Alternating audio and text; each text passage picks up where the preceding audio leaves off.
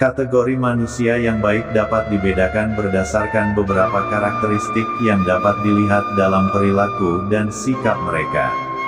Berikut adalah beberapa karakteristik dari manusia yang baik.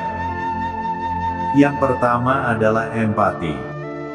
Manusia yang baik mampu memahami dan merasakan perasaan orang lain, dan mempertimbangkan perspektif mereka dalam pengambilan keputusan.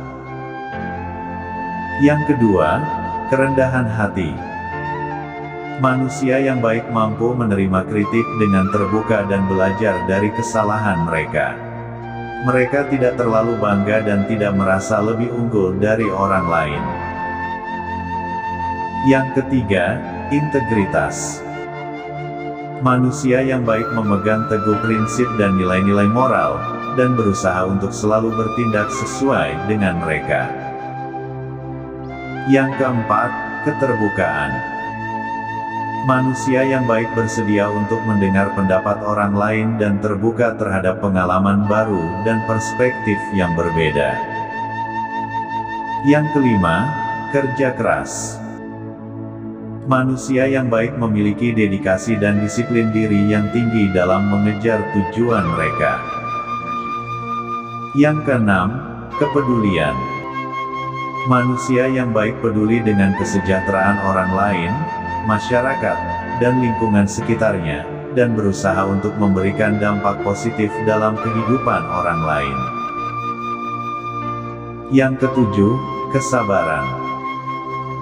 Manusia yang baik memiliki kemampuan untuk menghadapi tantangan dan kesulitan dengan tenang dan sabar, dan tetap berusaha untuk mencapai tujuan mereka.